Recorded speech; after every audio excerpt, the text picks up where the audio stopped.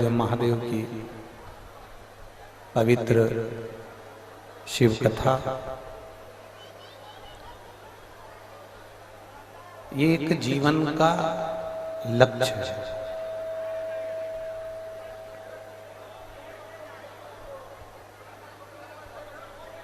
कल आपने और हमने कथा में श्रवण करा था कि भगवान देवादिदेव महादेव का मंगल विवाह माता सती जी के साथ में हुआ।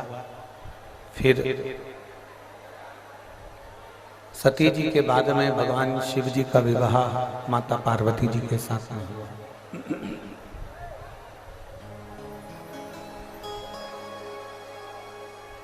सती मैया जो राजा दक्ष प्रजापति की पुत्री हैं, बेटी हैं।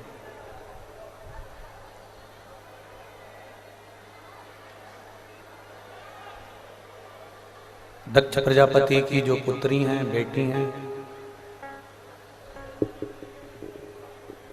ऐसी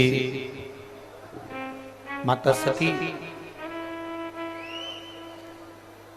जिनके संपूर्ण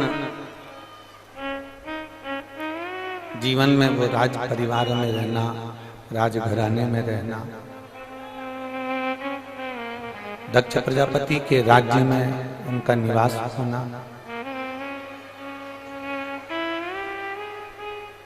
और राजघराने में रहकर वो रही जरूर हैं राज परिवार में, राजघराने में, राज परिवार में, राजघराने में उनका रहना और परिवार में रही, राज परिवार में उनका रहना हुआ, पर किसी सतगुरु की शरणागति उनको प्राप्त नहीं।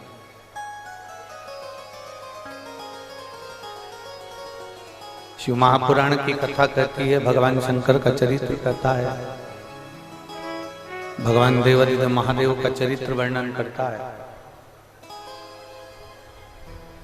भगवान शिव का चरित्र वर्णन करता है कि पार्वती जी और माता सती, इन दोनों में सबसे बड़ा जो अंतर कल और हमने कथा में श्रवण किया था, उसमें सबसे बड़ा अंतर है कि सती जी की बाल्यावस्था से सती माता को कोई सत्संग नहीं मिला।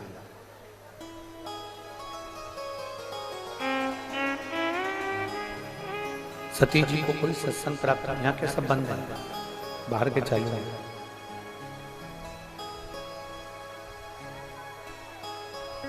माता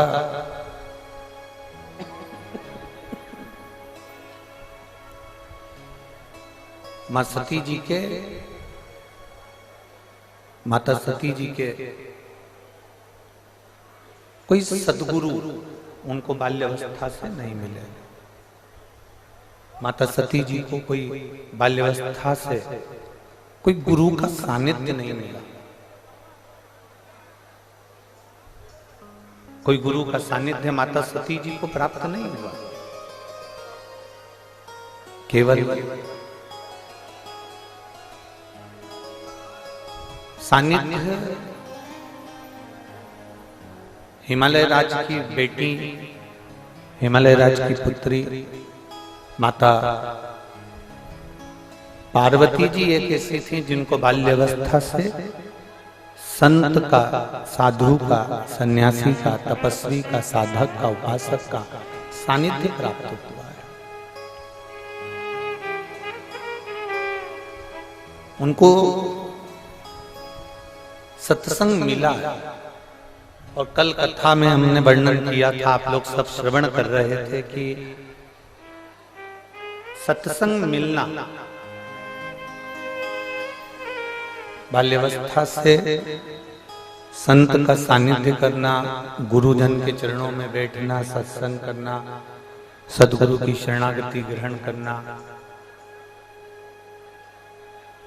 सदगुरु के चरणों में जाकर बैठकर थोड़ी सी देर का कोई सत्संग हमारी जिंदगी में मिल जाए तो हमारे जीवन को सार्थक कर दे, हमारे जीवन को धन्य बना।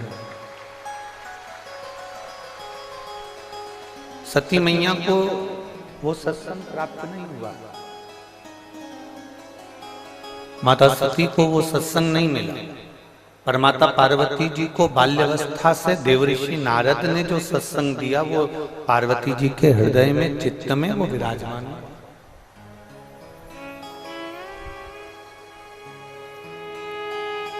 हम एक बार कथा में पहले कहे हैं कि बच्चों को कार मत दिलाओ, कार दिलाओगे तो बच्चा बेचकर खा जाएगा। पर यदि बच्चों को आप और हमने संस्कार दे दिए तो ये पक्का है कि बच्चा कारों की लाइन अपने दरवाजे पर लगा ले। अगर श्रेष्ठ संस्कार हमने अपने बच्चों को दिए हैं तो कार ढेर सारी आ जाएगी, पर यदि हमने बच्चों को संस्कार नहीं दिए तो कार तो हम देकर जा रहे हैं, अगर हम संस्कार नहीं दे रहे तो वो कार देना हमारा बेकार है।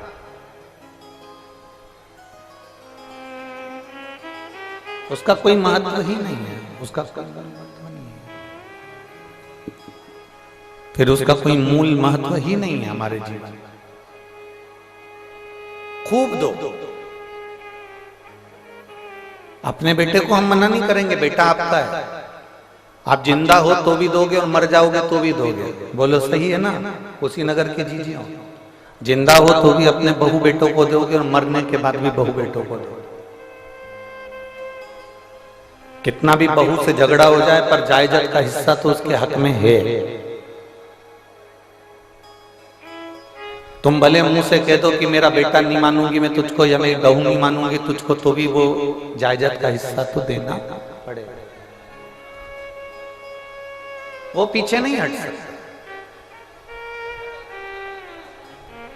आज इस व्यासपीठ से एक बात कहना चाहेंगे, आप लोगों के स्मरण में होगा। पहले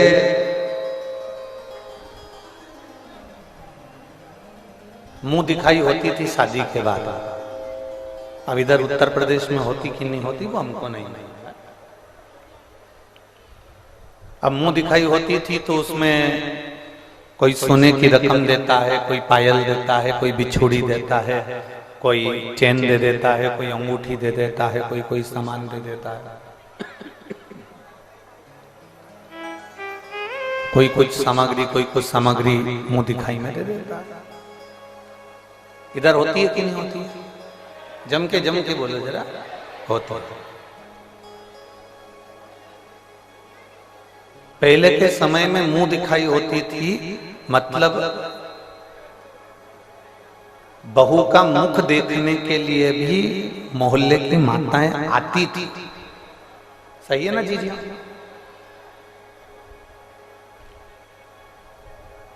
आज के जमाने में तो बहू बिना घूंघट के आती है तो मुंह दिखाई देने की जरूरत ही नहीं पड़ती।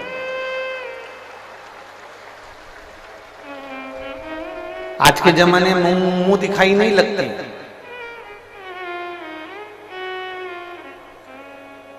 आज के जमाने में मुंह छुड़ाई लगती है।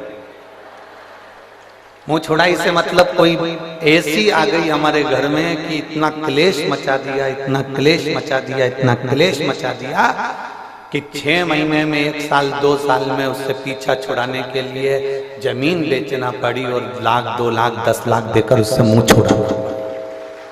बोलो सही है? कोई संस्कारवान किसी माता पिता की पुत्री हमारे घर में आ जाती है, कोई संस्कारवान हमारे घर में बेटी आ जाती है जिसकी मुख दिखाई भी होती है और वो घर को अपना समझ कर चलती है, अपना परिवार मानकर चलती है, अपना घर मानकर चलती है, अपना परिवार मानकर चलती है, अपना मानकर चलती है। पर कोई ऐसी आ जाती है कि वो अपने घर को घर नहीं मानती, केवल उसको एक ही मतलब रहता है, मेरा पति मेरा है, मेरे बच्चे मेरे हैं, मेरा मायका मेरा है, बाकी का कुछ भी ससुराल में मेरा नहीं। ससुराल में मेरा कुछ भी नहीं, मेरा पति मेरा है, मेरे बच्चे मेरे हैं, और मेरा पति जो कमा रहा है, नौकरी कर रहा है, वो नौकरी का धन मेरा है, सब कुछ मेरा है। मायके वाले मेरे हैं, मेरे पिताजी मेरे हैं, मेरी माँ मेरी है, मेरी बहन मेरी है, मेरा भाई मेरा है, मेरी भाभी मेरी है, पर पति का जो पक्ष है, ससुराल का जो पक्ष है, वो मेरा है। किसी किसी को ऐसा महसूस होता, किसी किसी। पर आप लोगों से एक बात कहना चाहेंगे, पार्वती मैया जब विवाह कर कर वापिस आई हैं, विवाह कर कर जब पार्वती मैया कैलाश धाम पर पहुंची हैं, भगवान शंकर के साथ में कैलाश के धाम पर माता पार्वती जी जब पहुंची हैं, कैलाश धाम पर जब माता पार्वती जी पहुंची,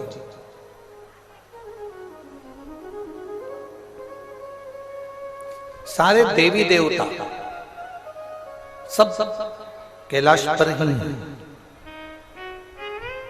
सारे देवी देवता कैलाश पर्वत पर विराजमान।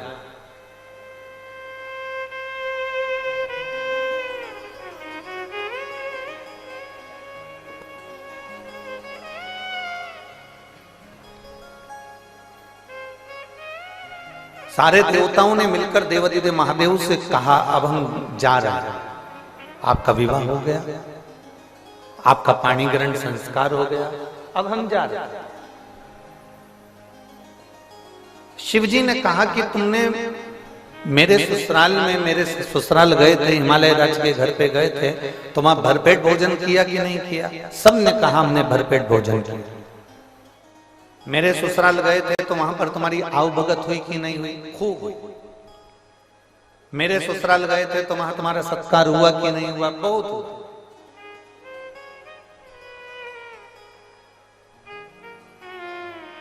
अब शिवजी ने देवऋषि नारद से कहा कि सब जा रहे हैं, मेरा फर्ज बनता है कि इनको भेजने से पहले कुछ खिला दूं, पर मेरे कैलाश पर है क्या खिलाने के? मेरे कैलाश पर कुछ भी नहीं है खिलाने के।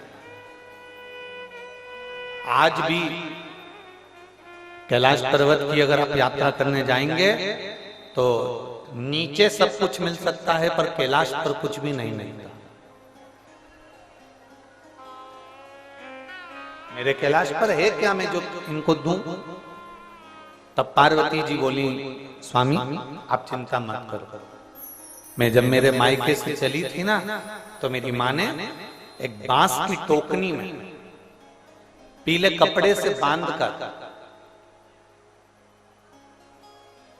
आटा की पूड़ी रखकर दी है।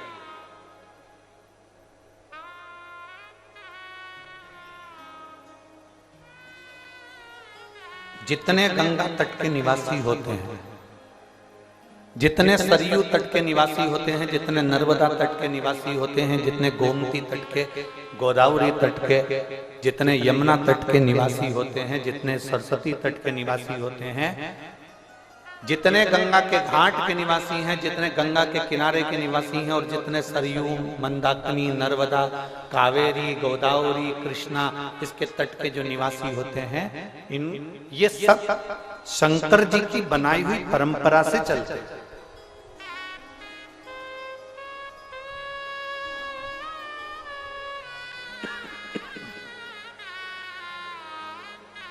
ये शिव जी की बनाई हुई परंपरा से चलता है।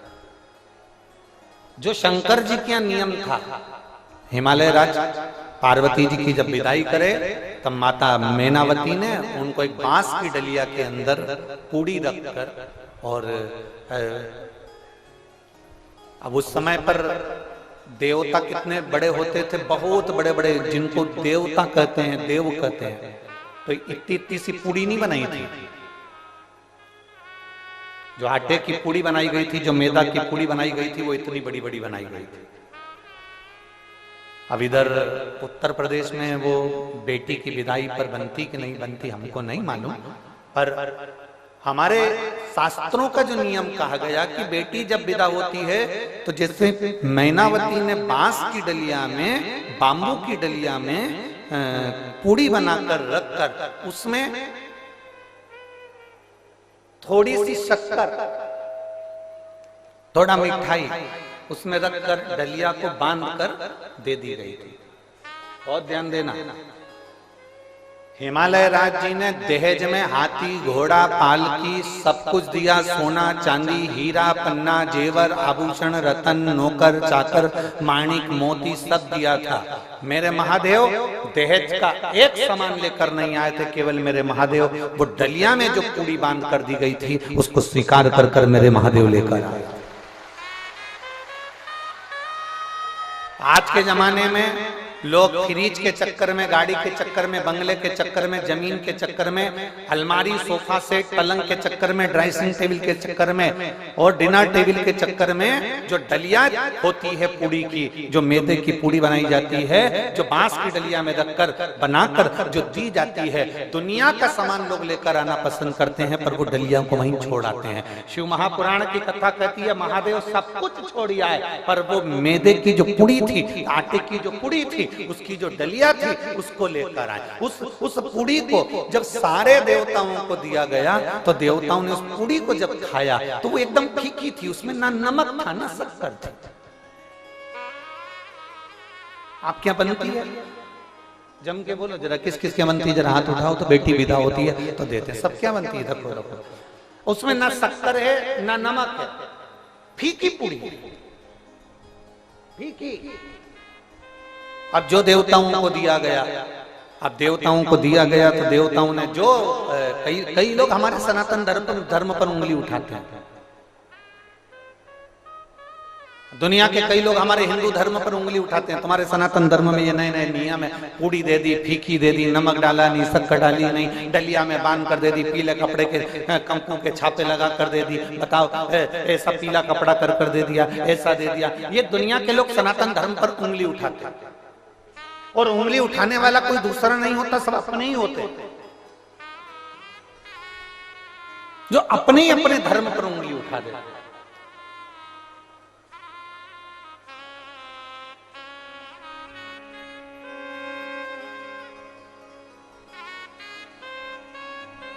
कहने वाला कहते रहेंगे, सनातन धर्म पर कोई दूसरा आक्षेप करने वाला, उंगली उठाने वाला नहीं होता, अपने ही उठाते।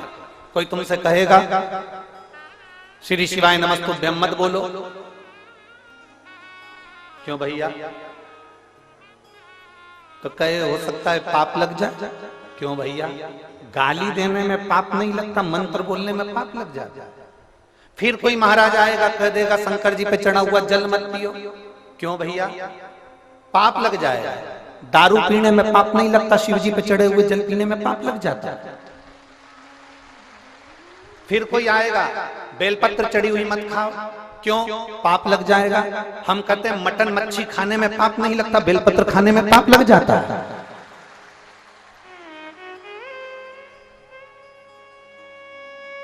कोई दूसरा आक्षेप करने वाला नहीं मिलेगा, दूसरे नहीं मिलेंगे, अपने ही मिलेंगे जो अपने ही धर्म को नीचे दिखाने का प्रयास करें, अपने ही मिलेंगे जो अपने धर्म को नीचे की ओर ले जाने का प्रयास करेंगे, कोई दूसरा नहीं। हमारे यहाँ मैदे की पूड़ी बनकर आई है और जो शिव ने बना दिया नियम वो आज तक चले आ रहा है, आज तक। और ये मैदे की पूड़ी का या आटे की पूड़ी का ये डलिया देने का ये नियम आज का नहीं है, ये हमारे यहाँ पुराने समय का, बहुत पुराने समय का।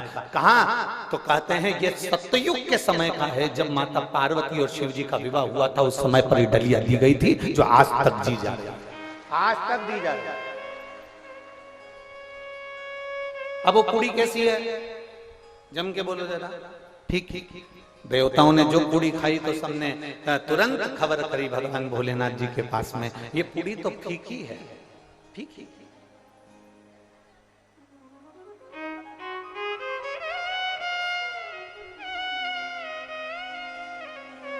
इसमें ना शक्कर है, इसमें ना नमक है, ये पूर्ण तरह से फीकी, पूर्ण तरह। अब देवाधिदेव महादेव को बुलाया गया और बुलाकर देवताओं ने कहा ये पूरी पूरी फीकी है, इसमें कुछ भी नहीं है। शंकर भगवान ने उसी समय पर संपूर्ण पृथ्वीवासियों को एक उपदेश दे दिया।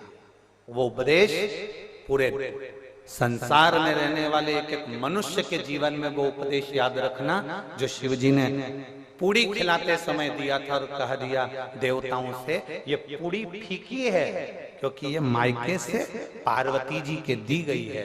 ये पूड़ी नहीं है मैदे की, ये पीले कपड़े में बंधी हुई ये पूड़ी नहीं है, ये बांस की डलिया में रखी हुई पूड़ी नहीं है, ये छापे लगाकर दी गई पूड़ी नहीं है। शिव जी कहते हैं ये पूड़ी के रूप में एक माँ बाप अपनी बेटी को हमको देते हैं और ये बता देते हैं कि मेरी बेटी फीकी है, इसमें नमक है कि शक्कर है, अच्छा बनाना और बुरा बनाना ये आपके हाथ में है। मेरी बेटी फीकी है, इसको अच्छा बनाना और बुरा बनाना तुम्हारे हाथ में है। हमारी बेटी को हम जितना जैसा बना सकते थे बनाकर आपको दिया है। इस पूड़ी को बनाकर हमने आपको दिया है। अब आपकी जवाबदारी, आप इसको शक्कर से खाएंगे कि आप इसको नमक से खाएंगे, ये आपकी जवाबदारी है कि आप अपनी बहू को कैसा संस्कार देते हैं। आप अपनी बहू को गाली देते हैं, आप शब्द कहते हैं, ताने देते हैं, आड़ा टेढ़ा बोलते हैं, या अपनी बहू को सहलाकर प्रेम से स्नेह से अपनी मीठी वाणी से अपनी बहू को इतना मिठास में घोल लो कि वो फीकी पूड़ी भी मीठी हो जाए। ये महादेव की कथा का ये हमारे संस्कार है कि हम क्या दे रहे हैं।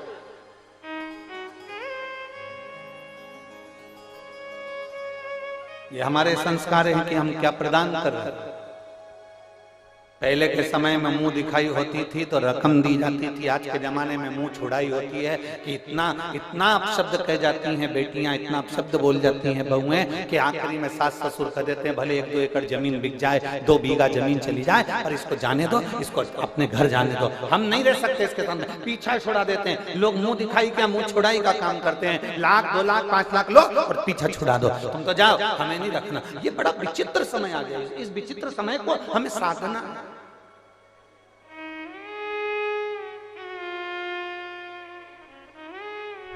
इस विचित्र समय को हमें साथ कर चल जाए।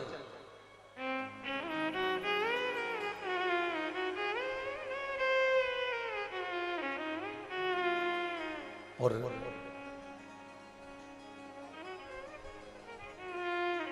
जिसने विचित्र समय को साध लिया, जिसने इस समय को साध लिया, वो संपूर्ण जीवन को साध लेता है। संपूर्ण जीवन।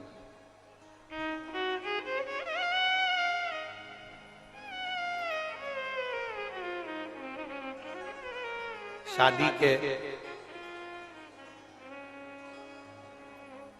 4 साल, कितने वर्ष, जम के बोलो जरा, जम के।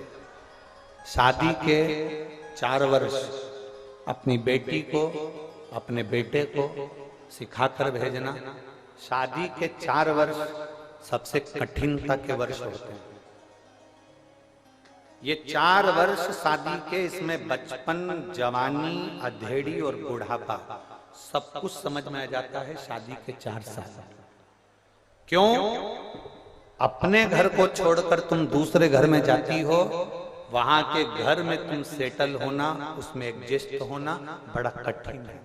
मेरी जीजियों, जिसके पांव की हड्डी टूट जाती है ना, बोलो किसी किसी के पांव की हड्डी टूटी होगी तो उस हड्डी की जगह पर उसमें एक लोहे की, स्टील की राड लगा दी जाती है। बोलो सही है कि गलत? हड्डी की जगह पर एक दूसरी स्टील की, लोहे की राड लगा दी जाती है, कापर की राड लगा दी जाती है। शरीर वही है पर वो हड्डी की जगह पर दूसरी कोई हड्डी आकर वो दूसरी स्टील की राड जो लगाई गई है, स्टील की जो डंडी लगाई गई है, उसको एडजस्ट होने में, उसको रमने में डॉक्टर भी कहते हैं 4-6 महीने लगेंगे। उसको सही एडजस्ट होने में 4 महीना लग जाता है। दांत लगवाओ तो उसको एडजस्ट होने में, जम के बोलो जरा, 4 महीना लग जाता है।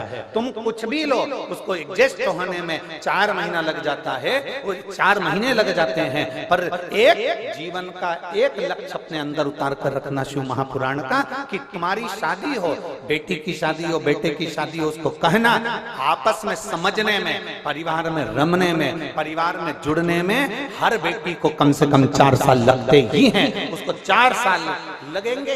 अब उसमें उसको सुनना भी पड़ेगा, उसमें उसको साधना पड़ेगा, उसमें उसको सबको एडजस्ट कर कर चलना पड़ेगा। जो 4 साल अच्छे से साथ कर चल लेती है, जो 4 साल अच्छे से अपने जीवन को निकाल लेती है, फिर उसका बुढ़ापा नहीं बिगड़ता, उसका बुढ़ापा सुखमय हो जाता है, आनंदमय हो जाता है। 4 वर्ष थोड़ा साधना पड़ेगा। जो शुरू के 4 साल साध लिया उसकी जिंदगी सध गई, और जो 4 साल नहीं साध पाया उसकी जीवन बेकार।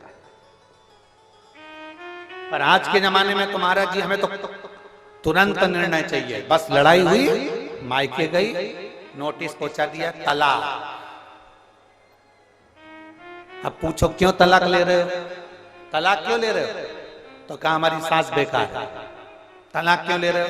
हमारा ससुर बेकार है। तलाक क्यों ले रहे हो? हमारी जेठानी, देवर, ननन सब बेकार है। तलाक क्यों ले रहे हो? हमारा पति बेकार है। मतलब इतने खानदान में ये 5 उंगली में कोई उंगली तो काम की होगी। 5 सदस्य घर में रह रहे हैं, उसमें से कोई तो अच्छा होगा। नहीं, मेरा पति बेकार, सास बेकार, ससुर बेकार, देवर बेकार, जेठ बेकार, और मेरी जेठानी बेकार, मेरी ननन बेकार, सब बेकार दिख रहे हैं, तो समझ लेना तुम्हारा चश्मा गड़बड़ है। काले कलर का चश्मा लगाकर तुम सोच रही हो सब पीले दिख जाएं। बोलो री, कुशीनगर की जीजी हो, काले कलर का चश्मा लगाकर तुम सोच रही हो सब पीले दिख जाएं। काले कलर का चश्मा लगाकर तुम कह रही हो सब नीले दिख जाएं। काले कलर का चश्मा लगाकर तुम कहती हो हरे दिख जाएं। काले कलर का चश्मा लगाकर तुम कहती हो सब साफ दिख जाएं, सीधे दिख जाएं, सफेद दिख जाएं। नहीं हो सकता। अपना चश्मा चेंज करिए, मतलब गड़बड़ी अपने अंदर है। बुरा जो देखन में चला बुरा ना मिलिया कोई, इसलिए अपने को साधना पड़ेगा। हमें ये भी बुरा लग रहा है, वो भी बुरा लग रहा है, वो भी बुरा लग रहा है, सारा संसार का आदमी बुरा लग रहा है, घर में रहने वाला बच्चा बुरा लग रहा है, जेठानी के बच्चे बुरे लग रहा है, देवरानी के बच्चे बुरे लग रहे हैं, ननन के बच्चे बुरे लग रहे हैं। तुम्हारे कमरे में आकर बैठ जाए तो तुम धुतकार के भगा दो, तो समझ लेना कि चश्मा हमारा गड़बड़ है, हमें चेंज करना पड़ेगा। चश्मे को नहीं, अपने दिल को, अपने मन को हमें चेंज करना पड़ेगा, तब हमको सब अच्छा नजर आना प्रारंभ। कोई दूसरा नहीं, हमें अपने आप को बदलना पड़ेगा।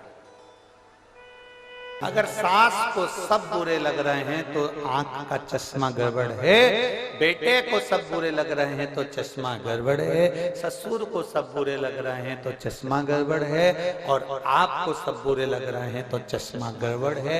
चश्मे से मतलब है कि हमारा मन कुछ गड़बड़ है, हमारा दिल कुछ गड़बड़ है।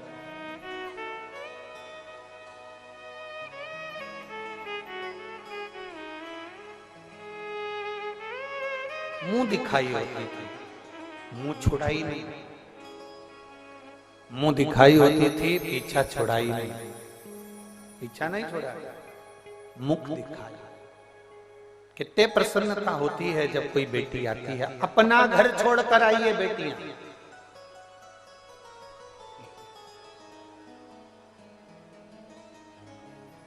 घर में रहने वाली सासुओं को एक बात समझ लेना चाहिए जरा अच्छे से।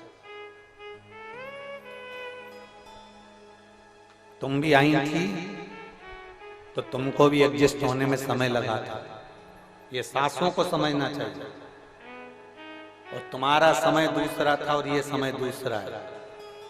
आज के समय की पढ़ी लिखी लड़कियां अगर तुम्हारे घर में आ रही हैं तो थोड़ा सा तुमको संभल कर चलना पड़ेगा, हर चीज में टोकना बंद करना पड़ेगा, तब जाकर हमारा घर और परिवार ठीक तरह से चल पाएगा और उसको हम साथ। गया जमाना, वो जमाना गया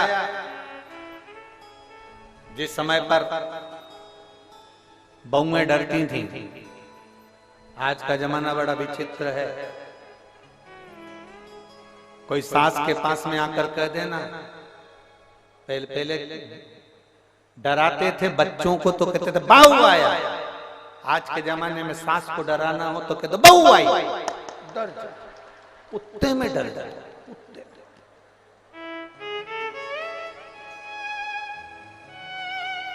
बोलो बोलो, सही है कि गलत है? पहले के जमाने में बच्चों को डराते थे बहू आया, आज के जमाने में सासू को डराना थे बहू आई। हलवा आधा मुंह में आधा, अभी तो गई थी वापिस।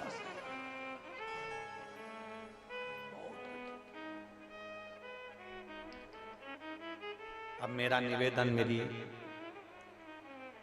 जीजियों से और मेरे जीजाओं से, जितने आस्था चैनल पर कथा सुन रहे हैं, जितने फेसबुक यूट्यूब पर कथा सुन रहे हैं, इन सब से मेरा निवेदन है, ध्यान देना,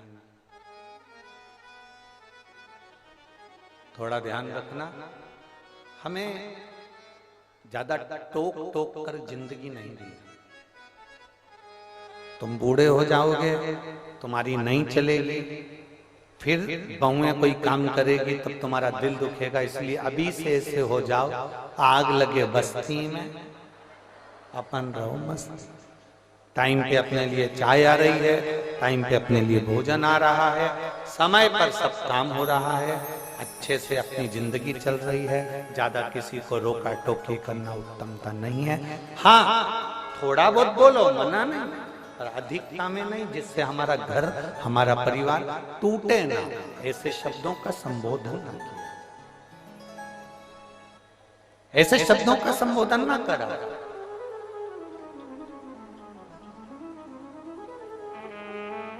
पहले कितने अच्छे अच्छे गाने चलते थे, फिल्मों में भी आते थे, 100 साल जिए हमारी, जम के तो बोलो जरा, 100 साल जिए हमारी सासू जी। आज के जमाने में तो प्रार्थना करके जाती हैं बेटियां, हम जाएं उससे पहले मर जाएं हमारी सासू जी। कितना विचित्र समय, कितना विचित्र। अरे पहले और अब में कितना अंतर आ गया, तो सोचो, विचारो।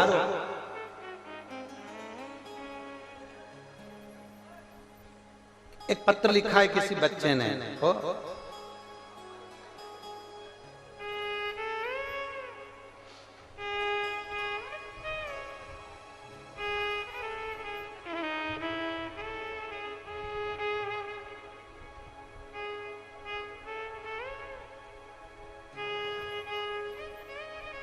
इसको और लिखने के लिए कोई कागज नहीं मिला, टिश्यू पेपर पे लिख के भेजा।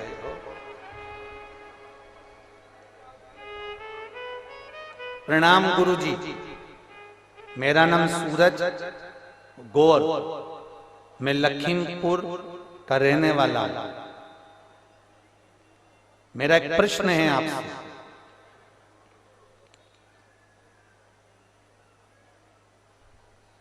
भगवान शंकर मंदिर में, शिवालय में ही रहते हैं, बाहर क्यों नहीं निकलते?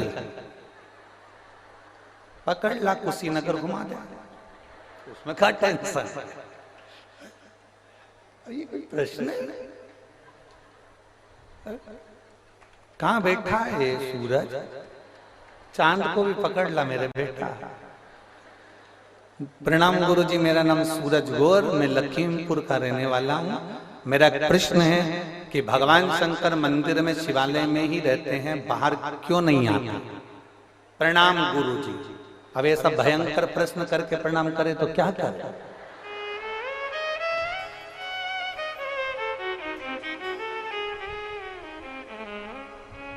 भगवान मंदिर में रहते हैं, बाहर क्यों नहीं आते?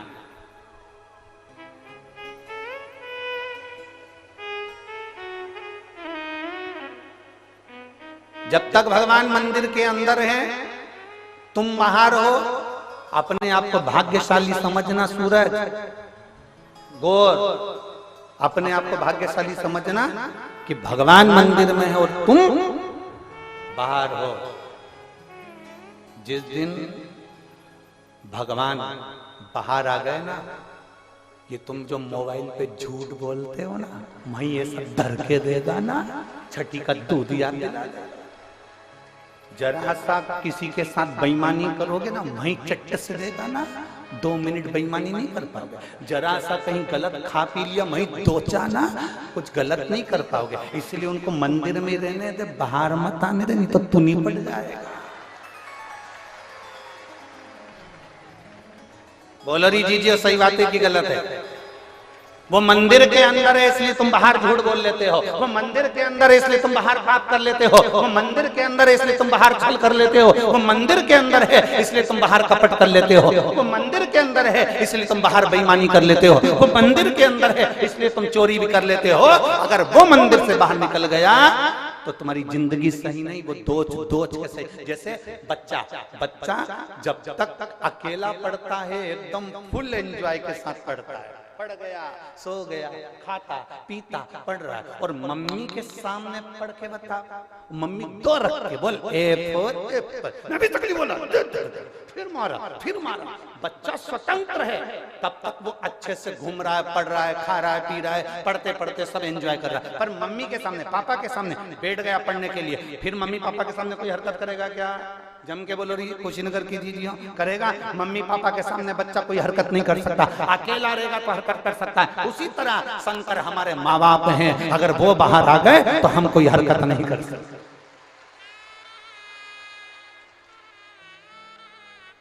आप किस्मत वाले हो जो भगवान मंदिर के अंदर है, समझ लेना। अगर मंदिर से बाहर आ गया तो हो गया कल्याण तुम्हारा।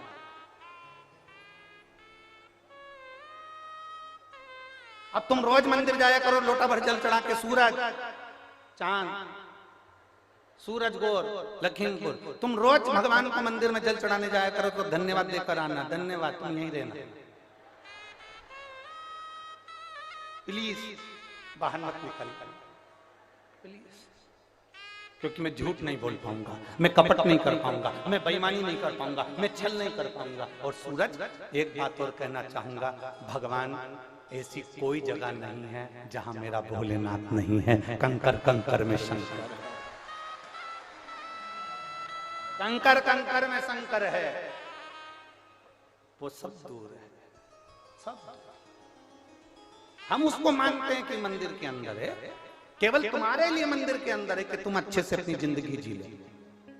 कितना मोबाइल पर रोज झूठ बोलते हो, कितना कपट करते हो, कितनी बेईमानी करते हो, दुकानों में बैठकर कितना। एक बार रामचरितमानस का संवाद है, हनुमान जी महाराज अयोध्या में आ गए, राम जी का राज्य स्थापित हो गया, राम जी राजा बनकर बैठ गए, हनुमान जी बाजार में घूम रहे थे अयोध्या के। एक कपड़े की दुकान वाले ने हनुमान जी को बुलाया, इधर है हनुमान। हनुमान जी चले गए, क्या हुआ?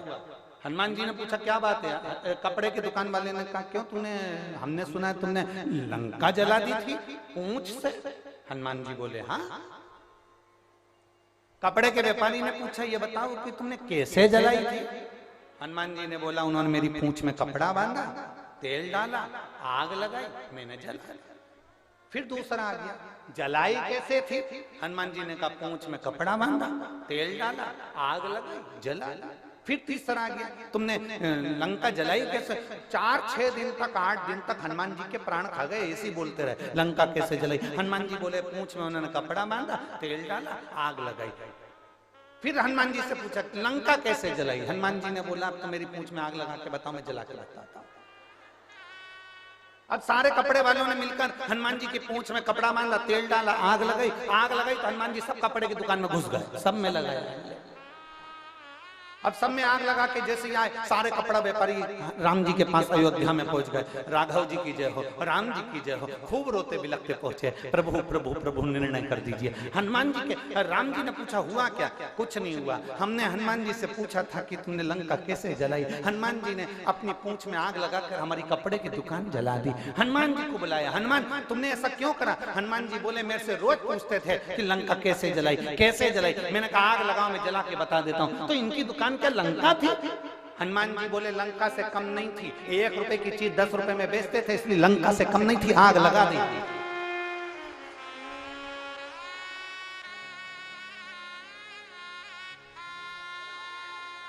एक लिमिट का लेंगे ना तो हम लंका नहीं समझेंगे, पर लिमिट से ज्यादा लोगे ना तो हम लंका समझ जाएंगे, आग लगाने में पीछे नहीं हटेंगे। अरे भाई भगवान मंदिर के अंदर है तो तुम आजाद हो, आजाद।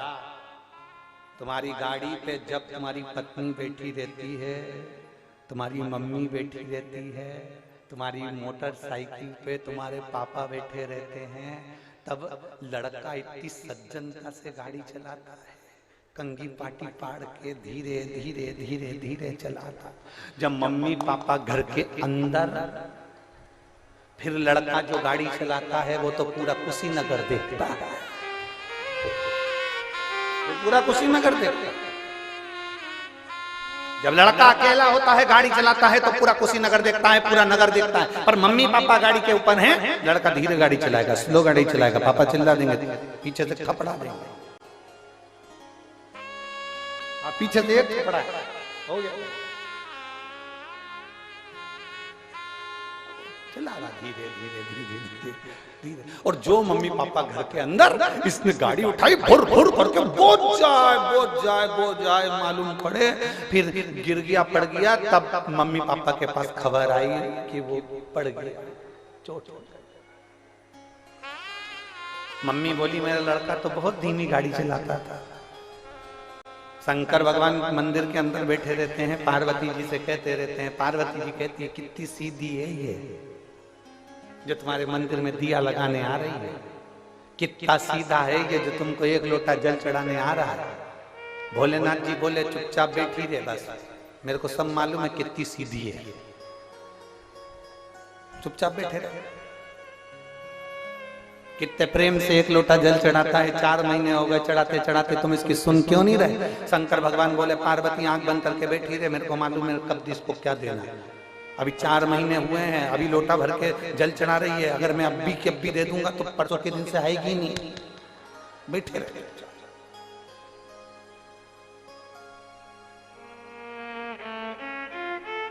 आप आए नहीं और सुबह हो गई, मेरी पूजा की थाली धरी रह गई।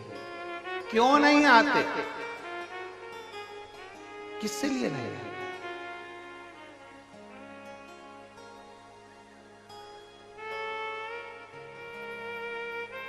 हम उसको पुकारे हैं और वो ना, तो बेटा सूरज टिश्यू पेपर ये हमारे पास में है। धन्यवाद, बहुत अच्छा प्रश्न आपने किया। और सारे कुशीनगर वालों के लिए ये प्रश्न नहीं, पूरे भारत और विश्व वालों के लिए प्रश्न का उत्तर है कि परमात्मा मंदिर के अंदर रहता है तो हम हमारे कर्म करते रहते हैं, वो तो हर जगह पर है और हमारे कर्मों को नजरअंदाज करता रहता है।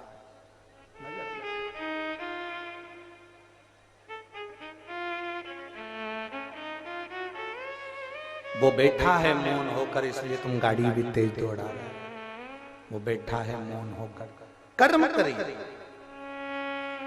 जब हम उसके आश्रित होकर कोई कर्म करेंगे तो हमारे जीवन की एक आनंदता अपने आप बढ़ती। एक पत्र और है, देखिए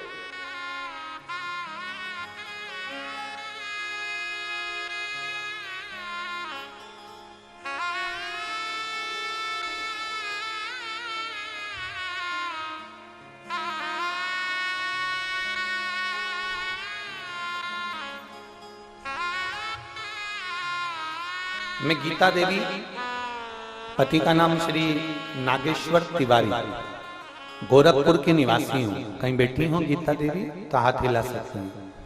मैं गीता देवी, पति का नाम श्री नागेश्वर तिवारी, गोरखपुर की रहने वाली। कहीं बैठी हूँ तो हाथ हिला सकती हैं। कहीं बैठी हूँ तो हाथ हिला सकती हैं। मैं गीता देवी, पति का नाम नागेश्वर तिवारी, गोरखपुर की निवासी हूँ। मेरा मोबाइल नंबर ये है। कहीं बैठी हूँ तो हाथ हिला सकती। अच्छा इधर है क्या? एक बार हाथ हिला दो। ठीक, दिख गए, दिख गए। श्री शिवाय नमस्ते। आ जाओ, एक बेलपत्र ले लेना। मैं गीता देवी, पति का नाम श्री नागेश्वर तिवारी, गोरखपुर के निवासी हूँ। मेरा मोबाइल नंबर ये है। मैं सबसे पहले तो आपसे पहले मैं पूनम बहन को प्रणाम करना चाहता हूँ। धन्यवाद पूनम दीदी, धन्यवाद, साधुवाद। पूनम बहन को प्रणाम करना चाहती हूँ जिन्होंने हमारे क्षेत्र में, हमने कभी नहीं सोचा था कि शिव पुराण की कथा सुनने को मिल जाएगी। मैं धन्यवाद देती हूँ पूनम बहन।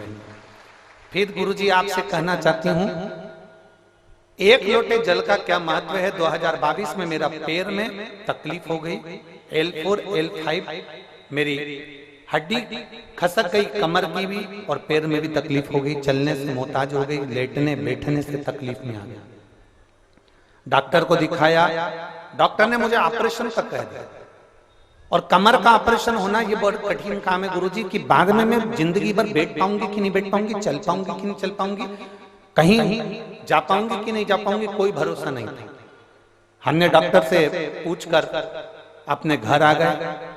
मेरी जेठानी ने आपके बारे में मुझे बताया और आस्था चैनल पर कथा सुनना प्रारंभ करा। फिर मेरी बेटी रोज मुझे शिव जी के मंदिर ले जाती और जल चढ़वाती। एक बेलपत्र लेकर आते हम, वो बेलपत्र खाती, जल पूरे शरीर पर लगाते और आचमन भी करते। गुरुदेव धीरे धीरे थोड़ा सा आराम लगा, पर पूरा आराम नहीं लगता। आपने एक बुधवार की अष्टमी का एक उपाय बताया था और एक चतुर्थी का उपाय बताया था और एक सोमवार की अष्टमी का मूंग और गुड़ का उपाय बताया था, जो मैंने करा। करने के बाद में 2023 में आप कहते हो ना कि रुद्राक्ष महोत्सव में कथा सुनने का कितना महत्व है। मेरी शरीर से बन नहीं रहा था तो भी मैं 2023 के रुद्राक्ष उत्सव में सीहोर गई और कुबेरेश्वर धाम पर वहां बैठकर मैंने शिव महापुराण की कथा सुनी। गुरुदेव नीचे बैठने का मना तो भी हम लोग वहां बैठकर कथा सुने और वास्तव में वो कंकर शंकर की धरा है। वहां एक बार अगर कोई शिव पुराण की कथा सुन लेता है तो उसकी मनोकामना पूर्ण होती ही है। वो ऐसी पवित्र धरा। गुरुदेव हमने वहां बैठकर कथा सुनी, वहां से रुद्राक्ष लाए, उस रुद्राक्ष को तांबे के कलश में गलाए, उसका पानी शिव जी को चढ़ाकर कुंदकेश्वर महादेव के नाम से पीना प्रारंभ करा। और बाबा की कृपा से जब हम दूसरी बार लखनऊ में डॉक्टर को दिखाने के लिए गए तो मेरा एक्सरे हुआ। उस एक्सरे में डॉक्टर ने कहा तुम पूर्ण तरह से ठीक हो गई हो, तुम्हारा शरीर वापस काम करने लगा है और कमर भी काम कर रही है। मैं साधुवाद देता हूं।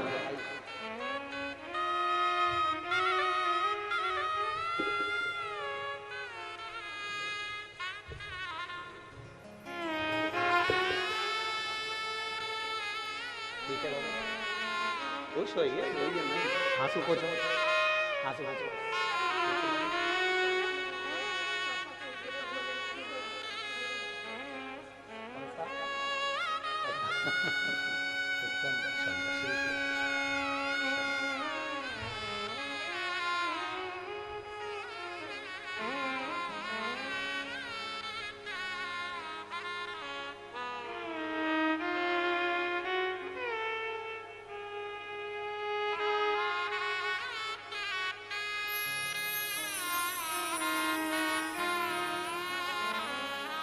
एक अच्छी लाइन लिखी है, महाकाल करते हैं, ना हो उदास तू मेरे लाल, मैं तेरे साथ हूं, सामने नहीं तेरे आस पास हूं, पलकों को बंद कर और दिल से याद कर, मैं कोई और नहीं तेरा विश्वास हूं, मैं महाकाल हूं।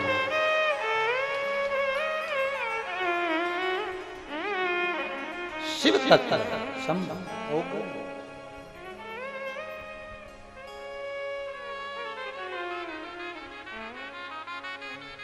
इसको पढ़ के मुझे हमको झारखंड की एक लाइन याद आ गई, वो जो उसने पत्थर में लिख के दी थी, मैं तेरा लाल, तू मेरा बाबा, मैं तेरा। मेरा नाम सीता शर्मा है, मैं जिला गोपालगंज की रहने वाली हूँ। मेरा नंबर ये है, मोबाइल नंबर। सीता शर्मा गोपालगंज से आई हैं, कहीं बैठी हूँ तातिला से। मेरा नाम सीता शर्मा है, मैं जिला गोपालगंज की रहने वाली हूँ, कहीं बैठी हैं आप ही हैं, ऐसा हाथ हिला, आ जाओ एक बेलपत्र ले जाना। मेरा नाम सीता शर्मा है, मैं जिला गोपालगंज की रहने वाली हूँ, मेरा मोबाइल नंबर है। गुरुदेव मैं एक लोटे जल का क्या वर्णन करूं, मेरे पेट में बहुत दर्द होने के कारणवश हमने डॉक्टर को दिखाया। जब डॉक्टर ने चेक किया तो पता चला कि मेरे बच्चेदानी में गठान है और गठान भी इतनी बड़ी है कि उसका ऑपरेशन होना जरूरी है। डॉक्टर ने जल्द ही ऑपरेशन का बोला, मेरे घर वाले चिंता में पड़ गए, गुरुदेव मेरा 3 बच्चे हैं और 5 साल पहले मेरे पति हार्ट अटैक के कारण नहीं रहे। मैं अकेली मेरे बच्चों के लिए हूं और बच्चे मेरे लिए हैं। गुरुदेव बहुत परेशान हूं। एक बच्चा तो बहुत छोटा है और डॉक्टर कह रहे हैं कि ये गठान कोई साधारण सी नहीं है, इसका ऑपरेशन होगा और जांच के लिए जाएगी। इतना हमारे पास में धन भी नहीं गुरुदेव, हम किससे कहें, कौन और कहें ऑपरेशन करा भी लें और गठान चली भी जाए और बीमारी आ भी जाए तो संभालेगा कौन? बच्चे छोटे छोटे हैं गुरुदेव, अब मैं किसके आगे कहूं? हम जिस डॉक्टर के यहाँ दिखाने गए उसी के कंपाउंडर ने, उसी के बाहर बैठे हुए एक व्यक्ति ने कहा, जी आप एक काम करो, टीवी पर कथा आती है, हम लोग मोबाइल पर सुनते हैं, आप उस महाराज को तो सुनो एक बार। हमने पहली बार आस्था चैनल पर आपको सुना गुरुदेव, आपके कहने से जल चढ़ाना प्रारंभ करा, बाबा से विनती करना प्रारंभ करी, जल चढ़ाते, बेलपत्र खाते। हम 1 महीने तक हॉस्पिटल नहीं गए, केवल रोते रहे, अपने बच्चों को देखते रहे और ऑपरेशन की तैयारी के लिए पैसा जुटाते रहे। जब हमने जल पीना प्रारंभ करा, बेलपत्र खाना प्रारंभ करा और बाबा से विनती करी, 1 महीने बाद जब हम ऑपरेशन के लिए डॉक्टर को दिखाने के लिए वापस पहुंचे और हमारी जांच वापस चालू हुई, गुरुदेव हमारे आंख के आंसू ना रुके। डॉक्टर ने कहा तुम्हारे पेट में कोई गठान नहीं है, गठान कहां चली गई मालूम ही नहीं पड़ा। मैं बाबा को नमन करने के लिए, जो शंकर की आराधना में डूबा उसको क्या चिंता करना भाई, उसको क्या चिंता? बोल बम का नारा है, हम उसके आश्रित हो गए, हम उसके भरोसे। हम कहेंगे इतना सभी दुख आपकी जिंदगी में आए ना, आप लोटा भरकर शिव के मंदिर जाओ, शिव के मंदिर। कई लोग कहते हैं दुख आए तब मंदिर जाओ, ना ना ना, कोरोना का वैक्सीन लगवा लो, कोरोना से बचे रहो। बचपन में 3 महीना 2 महीने का बच्चा होता है, उसको टीके लगते हैं तो माँ बोलती है इसको भी कोई बीमारी नहीं, मत लगाओ। नहीं नहीं, अभी के लिए नहीं, बाद में काम आएगा। अभी टीका लग गया तो बाद में काम आएगा, अभी वैक्सीन लग गई तो बाद में काम आएगा। उसी तरह तुम अभी से अगर शंकर के मंदिर में 1 लोटा जल चढ़ाना प्रारंभ करोगे तो बाद तक काम आएगा। अभी ठीक है, अपनी जगह पर है, बाद तक काम आएगा, आज नहीं।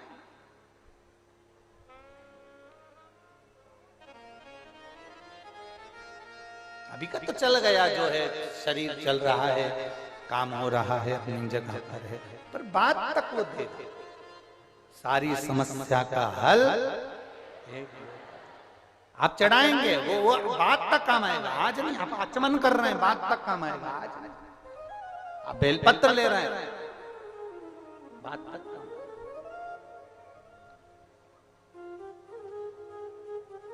और मेरी जीजियों, रोज बेलपत्र आप नहीं खा सकते तो रोज बेलपत्र शिव जी की लेकर आते हो, उसको सुखा लो। शंकर जी पे चढ़ी हुई बेलपत्र उठाकर सुखा लो, सूख जाए जब चूड़ा बना लो। चूड़ा बनाने के बाद में, क्योंकि सादी बेलपत्र कोई कोई खाता है तो मुंह में छार छार हो जाता है, किसी किसी के खाने में छाले पड़ जाते हैं कि हमसे नहीं खाते बन रहा, मत उसका चूड़ा बना के रखो। हफ्ते 2 हफ्ते में चुटकी भर के जरा सा चूड़ा भी अगर तुमने खा लिया, जिंदगी में बीपी और शुगर और थायराइड नहीं हो सकता। बीपी शुगर और थायराइड नहीं हो सकता। और जितने शुगर के पेशेंट बैठे हैं यहाँ पर और जितने बीपी के पेशेंट बैठे हैं, मैं उनसे भी कहूंगा, जो कहता है मेरा शुगर ऊपर नीचे हो रहा है, हम उनसे कहेंगे दिन में 3 बार तुम बाबा जी की बेलपत्र उठाकर खाइए। शिव जी पे चढ़ी हुई बेलपत्र शंकर से कुंदकेश्वर महादेव के नाम से उठाकर खाओ और दूसरे दिन ही तुम जांच करा तुम्हारी शुगर लेवल में आती नहीं आती, बताना जरूर।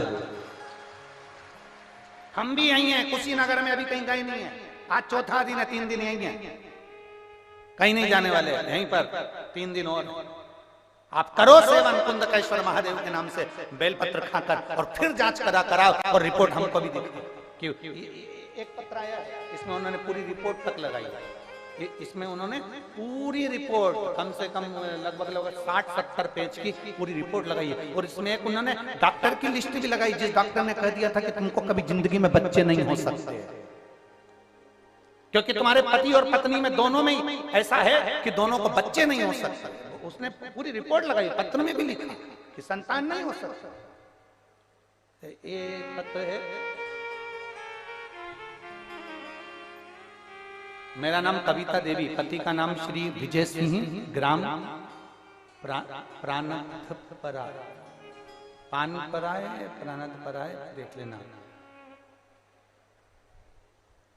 कुशीनगर मेरा घर है, कुबेर स्थान प्राणथपरा कुबेर स्थान कुशीनगर मेरा घर है। कहीं बैठी हैं का? कविता देवी, पति का नाम श्री विजय सिंह। कहीं बैठे हो तो हाथ हिला सकते हैं, अगर कहीं बैठी हो तो हाथ हिला सकते हैं। कविता देवी विजय सिंह बैठे हैं, हाथ हिलाओ, इधर हमें दिख जाओगे। हाँ ठीक है, दिख गए। श्री शिवाय नमस्ते। बच्चा आया है क्या साथ में? नहीं आया? आया? हाँ लिया, इसको लिया। मेरा नाम कविता देवी है, पति का नाम विजय सिंह है। एक लोटे जल का वर्णन करना चाहती हूँ और पूरी रिपोर्ट मैंने डॉक्टर की लगाई है, जिसमें डॉक्टर ने साफ मना कर दिया था कि संतान नहीं हो सकता। गुरुदेव, हमने 1 साल 2 साल 3 साल ऐसे इंतजार करते कई साल निकाल दिए। 5-6 साल से हमने टेस्ट बेबी भी करवाया पर संतान का सुख नहीं आया। डॉक्टर के हिसाब से हम दोनों के ब्लड का ग्रुप एक होने के कारणवश या कोई समस्या डॉक्टर ने बताई, जिसके कारणवश हमें दोनों को संतान का सुख नहीं हो सकता। तब किसी ने फेसबुक पर आपकी क्लिप भेजी शिव पुराण की, और उस क्लिप को हमने सुना और दीपावली के दिन ही हमने पहली बार नियम बना लिया कि हमको 10 साल हो गए हैं औलाद नहीं हुई है, तो हम आज से नियम बनाते हैं कि शिव जी के मंदिर में जल चढ़ाएंगे और उसको पिएंगे। हमने शंकर जी के मंदिर में जल चढ़ाकर पीना प्रारंभ करा। पति पत्नी ने सफेद आंकड़े की जड़ का प्रयोग किया, सफेद आंकड़े की जड़ का प्रयोग करा और बाबा की पशुपतिनाथ का व्रत किया। बाबा की कृपा से सब लोग कहते थे, जब डॉक्टर ने मना कर दिया तुम्हारी रिपोर्टें ठीक नहीं है तो तुम्हें संतान नहीं होगी, पर बाबा की कृपा, आपका रुद्राक्ष महोत्सव जब सीहोर में चल रहा था, हम वहां पर पहुंच गए और रुद्राक्ष उत्सव में हम 2023 में जब सीहोर में पहुंचे रुद्राक्ष उत्सव में, वहां इतनी भीड़ थी, इतनी गर्दी थी कि हम अंदर नहीं जा पाए। पर आपकी भूमि तक हम पहुंचकर हमने वहां बैठकर आपकी शिव महापुराण की कथा सुनी। गुरुदेव, कुबेरेश्वर धाम की जमीन पर बैठकर कथा सुनना कोई साधारण बात नहीं है। जो मांगते हैं वो बाबा देता है। हम 2 दिन वहां रुके, हमने वहां कथा श्रवण करी और वहां से आने के बाद हम बाबा से जब विनती कर कर आए और आने के बाद बाबा की कृपा से मेरा गर्भ ठहर गया, गर्भ ठहरा और बाबा की कृपा से आज मेरे को जो डॉक्टरों ने मना करा था वो भी आश्चर्य में पड़ गए। मेरे यहाँ पर 10 साल के बाद संतान का सुख हुआ है। मैं बाबा को प्रणाम करने के लिए ये सारी रिपोर्टें में लगा, सारी ये शिव तत्व ओघड़ी शंभु त्रिकालदर्शी कैलाशी अविनाशी शिव है, वो साधारण नहीं है। और तेरी कृपा बिना ना हिले एक भी अणु, लेते हैं श्वास तेरी कृपा से तनु तनु। हे गंगाधार मुक्ति द्वार ओंकार तू, भोले ओंकार तू, आयो शरण तिहारी शंभु तार तार। क्या देगा, कैसे देगा, कब देगा, उसके ऊपर निर्भर करता। हम यहां तक कहते हैं, आप अपने घर से आते हो ना, 2 बोतल पानी लेकर आया करो। 1 बोतल पानी दूसरे के लिए, 1 बोतल अपने लिए। आप घर से आते हो, 2 रोटी ज्यादा बनाओ, 2 पराठे ज्यादा बनाओ, पराठे में थोड़ा सा अचार रखकर अपने पास में जो शुभ बाहर से कथा सुनने के लिए कुशीनगर आए, उसके पास में बैठकर उसको 2 रोटी का पुंगा बनाकर वो पराठे रखकर दे दो। हम बाजार से नहीं ले सकते, हमारे घर से तो 2 ज्यादा ला सकते हैं, दो। और किसी को यहाँ शिव महापुराण में किसी को पानी पिलाना, मुख झूठा कराना, बैठकर शिव पुराण की कथा सुनना, उसका फल क्या होता है, एक इतनी बड़ी डायरी लेकर उसमें लिख के रखना कि मैंने किसी को 5 तारीख को, 10 तारीख को, 15 तारीख को, या मैंने 16 तारीख को, 17 तारीख को किसी को 2 पराठे खिलाए। उसका 3 महीने इंतजार करना कि मेरा बाबा तुझे किस जगह पर, किस घड़ी पर क्या प्रदान करता है, क्या देगा वो, उसको निर्भर करता है। तुमने किसी का मुंह झूठा कराया, किसी को पानी पिलाया, ये शिव भक्त बार बार कुशीनगर में नहीं आ सकते, कुशीनगर में ये शिव भक्त इकट्ठे नहीं हो सकते। ये तो बाबा की कृपा से एकत्रित हुए, मौका मिला हमें सेवा। एक विश्वास जागृत, पार्वती जी पहुंची हैं कैलाश, सारे देवता पूरी खाकर जा रहे हैं, क्योंकि शिव ने समझा दिया बेटी जब हमारे घर आती है तो वो केवल उसमें मिठास डालना वो हमारे ऊपर निर्भर करता, श्रेष्ठ बनाना हमारे ऊपर। दुनिया की कोई सास बुरी नहीं है और दुनिया की कोई बहू बुरी नहीं है, दुनिया की कोई बेटी बुरी नहीं होती और ना दुनिया की कोई सास बुरी होती है, ना बहू बुरी होती है। बस थोड़ा समय ये जो होता है ना, ये बुरा होता है, उतने में सास भी समझ जाए और बहू भी समझ जाए तो जिंदगी अच्छी निकल जाए। ना सास बुरी है ना बहू बुरी है, दोनों अच्छी, बस समय कालचक्र ये बड़ा विचित्र आता है। ये कालचक्र आदमी को थोड़ा हिला देता है, ये कालचक्र व्यक्ति को रुला देता है, ये कालचक्र व्यक्ति को परेशान कर देता है। उस कालचक्र में अगर हम महाकाल को भजेंगे, उस कालचक्र में हम शंकर को भजेंगे, तो कालाधिपति का भजन करेंगे तो हमारा कालचक्र समर जाएगा, फिर हमारी दुख की घड़ी टल जाएगी, हमारा दुख का समय निकल जाएगा। हम अगर उसमें शिव को भज रहे हैं तो, हम शंकर का गुणगान कर रहे हैं तो कोई बुरा नहीं है संसार में।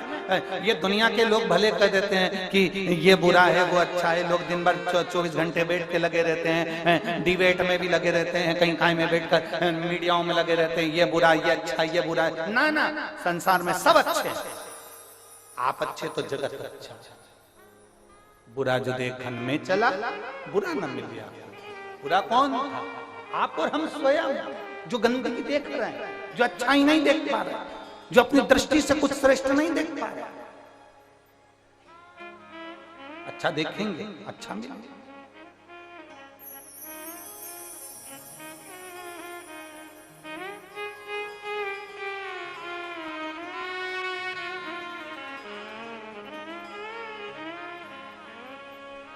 मेरे भोले के जैसी जगत में, मेरे भोले के जैसी जगत में कोई हस्ती भी ऐसी नहीं है। मेरे भोले की जैसी जगत में दूसरी कोई हस्ती नहीं है। सब जगह तुम जाकर के देखो, सब जगह तुम जाकर के देखो, ऐसी करुणा बरसती नहीं है, ऐसी करुणा बरसती नहीं है। आप हमारे साथ में दिल से बोलिए, मंत्र का स्मरण करते हुए, जाप करते हुए, निवेदन करते हुए, भाव से प्रार्थना करते हुए, दिल से बाबा से नमन निवेदन करते हुए, श्री शिवाय नमस्तु श्री शिवाय नमस्तु श्री शिवाय नमस्तु श्री शिवाय नमस्तु श्री शिवाय नमस्तु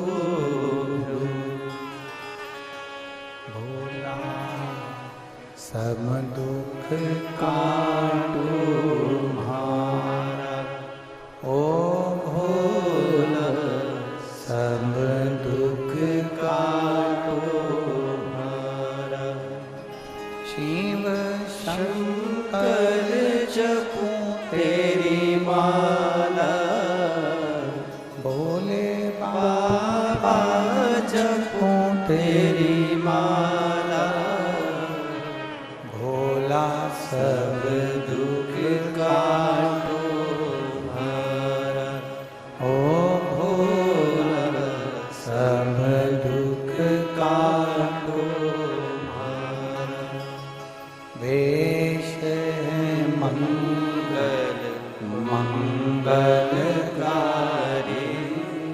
वेश है मंगल मंगलकारी शमशान वासी हमारा शमशान वासी हमारा ओ भोला सब दुख काटो म्हारा ओ भोला सब दुख काटो म्हारा। भगवान देवाधिदेव महादेव से प्रार्थना करिए, दिल से निवेदन करिए। भगवान शिव ओघड़ दानी है। हमारे बीच में अयोध्या हनुमानगढ़ी से माननीय महंत जी पधारे हैं। एक बार जोरदार तालियां।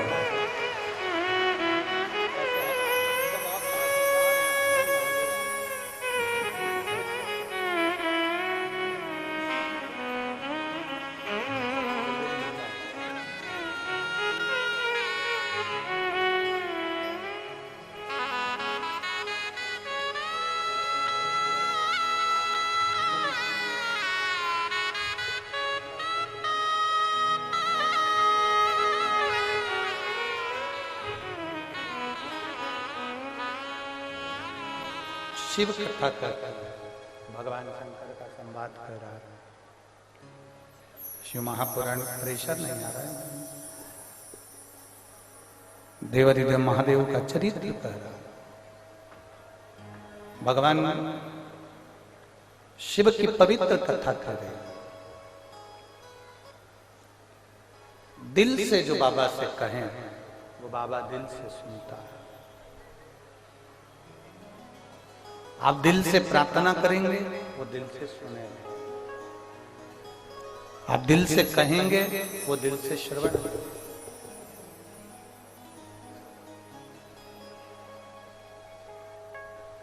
पंडाल में बैठकर करी गई प्रार्थना, शिव महापुराण की साक्षी में करी गई प्रार्थना कभी खाली नहीं गई, कभी भी। और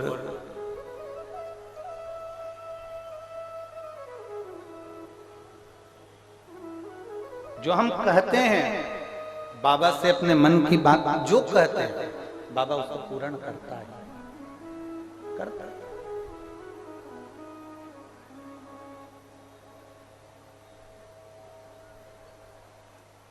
आप और हम सब भगवान शिव की पवित्र कथा का लाभ ले रहे हैं और कितना आनंद का विषय है कि हमारी इस पवित्र कथा के अंतर्गत, देवाधिदेव महादेव की कथा के अंतर्गत पूज्य महाराज जी का आगमन, हनुमानगढ़ी अयोध्या से आना, स्वयं हनुमान जी ही इस कथा का लाभ लेने के लिए पधारे।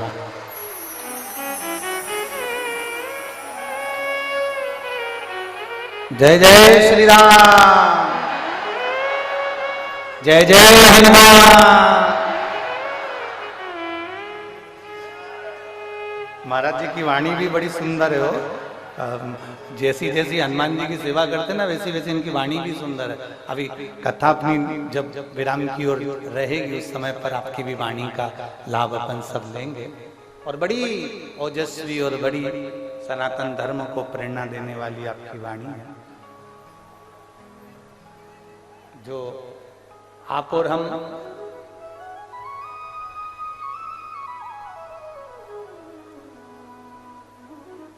परम पूज्य हनुमानगढ़ी के महंत श्री राजूदास जी महाराज जी अयोध्या से हैं, जिनकी अपन वाणी का भी लाभ लेंगे और आशीष वचन भी उनसे लेंगे।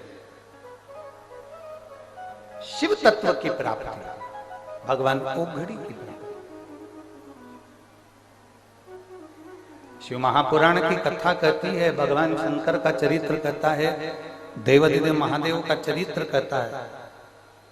पार्वती मैया कैलाश धाम पर पहुंची, विराजमान हुई और विराजमान होने के बाद माता पार्वती थोड़ी देर बैठने के बाद में देवादिदेव महादेव के साथ में कथा श्रवण करने के लिए अमरनाथ की गुफा में पहुंची।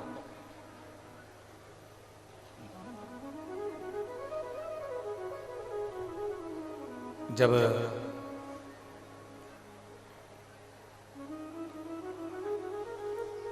अमरनाथ की गुफा में बैठकर जब भगवान शंकर ने माता पार्वती जी को सुंदर सुंदर वृतांत सुनाना प्रारंभ करे जनमानस के कल्याण, पार्वती जी उसका स्मरण करती रही, सुनती रही। श्रवण करने के बाद में माता पार्वती फिर शिव जी के साथ वापिस कैलाश पर आकर विराजमान हो गई।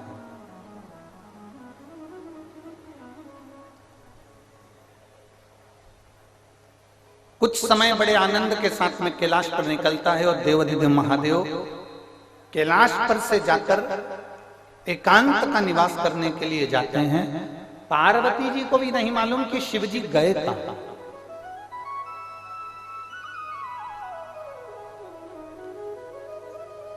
कभी कभी ऐसा योग लग जाता है, कभी कभी ऐसा क्रम हो जाता है, कभी कभी ऐसा योग संजोग बैठ जाता है कि कभी कभी हमारे चित्त में ऐसा भाव उत्पन्न हो जाता है, कहीं एकांत में जाकर बैठ जाएं और भगवान की अविरल कथा का लाभ लें, कहीं एकांत में जाकर बैठ जाएं शिव भक्ति का लाभ लें, कहीं एकांत में जाकर बैठ जाएं भगवान शंकर को एक लोटा जल समर्पित करें, कहीं एकांत में जाकर बैठ जाएं और श्री शिवाय नमस्तुभ्यम का जाप करें। ये हमारे भीतर उमंगता में उत्पन्न होता है।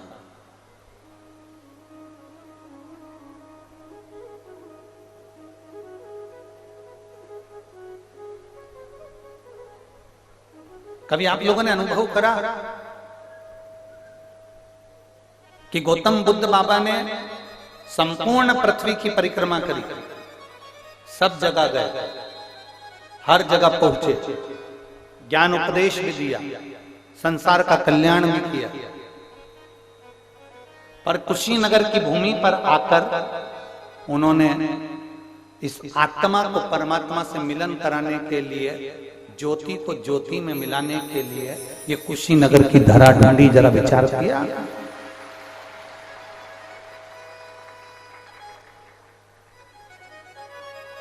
मतलब कुछ तो इस भूमि पर होगा ऐसा, कुछ तो वो कहते हैं ना कि वो चुंबक जो होती है ना वो लोहे को खींच लेते हैं। जो पवित्र भूमि होती है, जो श्रेष्ठ भूमि होती है, वो संतों को, साधुओं को, गुरुजन को खींच लेते। और देखो कुशीनगर की भूमि ने राजूदास महाराज जी को भी अयोध्या से खींच के यहाँ बुला लिया, तो मतलब कुछ तो है ना भूमि का, तो महत्व है। और इस पवित्र भूमि पर आप और हम शिव महापुराण की कथा का लाभ ले रहे हैं और अपने जीवन को सार्थक करना, कहीं ना कुछ तो अच्छा है इस धरा का, जिसके कारण बस हम इन सब रसतत्वों को अपने भीतर उतार रहे हैं। शिव जी ने एकांत का वास किया, अब सबसे ज्यादा एकांत का वास कहां हो सकता है? बोलो रे बोलो, कुशीनगर वालों जरा जम के। सबसे ज्यादा एकांत का वास कैलाश पर एकांत का वास नहीं होगा, क्योंकि देवता वहां पर दिन रात आते हैं, भगवान के भक्त वहां पर आते हैं। 12 ज्योतिर्लिंग में अगर जाकर महादेव जी बैठ जाते तो एकांत का वास नहीं होता। नंदनवन काशी में जाकर बैठ जाते तो एकांत का वास नहीं होता। गंगा के घाट पर जाकर बैठ जाते तो एकांत का वास नहीं होता। सबसे ज्यादा एकांत का वास जहां पर संपूर्ण वैराग्य की उत्पत्ति हो जाए, शिव जी ऐसी भूमि पर शमशान में जाकर बैठ गए। शिव शमशान में जाकर बैठे और भोलेनाथ जी जब शमशान में जाकर बैठे, पार्वती जी उनको ढूंढ रही हैं। माता पार्वती उनको ढूंढने का प्रयास कर रही हैं। सब जगह पर माता पार्वती जी ने उनको ढूंढा, हर जगह पर। ऐसी कोई धरा नहीं रही जहां पार्वती जी ने शिव जी को नहीं ढूंढा। ढूंढ रहे और ढूंढते ढूंढते माता पार्वती आखिरी में शमशान में पहुंच गई।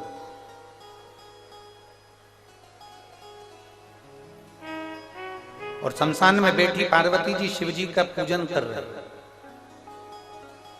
समझने वाला विषय है, शमशान में जाने के बाद तंबाकू खाने का विषय नहीं है ये। दुनिया के कई लोग मुर्दा जलाने के लिए जाते हैं, शमशान जाते हैं, अंतिम संस्कार करने जाते हैं। घर के लोग अंतिम संस्कार करते रहते हैं, बाकी के सब तंबाकू मल मल के फटके लगा के खाते रहते हैं। कुछ लोग कुर्सी पर टेबल पर बैठ जाते हैं शमशान के अंदर, और जमीन पर उन्होंने आसन लगाया और ठहाके लगाने बैठ जाते हैं ना। पार्वती मैया शिव जी को ढूंढते ढूंढते शमशान में पहुंच जाते हैं और शमशान में बैठकर भगवान शंकर को रिझाने का प्रयास करती हैं, भगवान शंकर को मनाने का प्रयास करती हैं।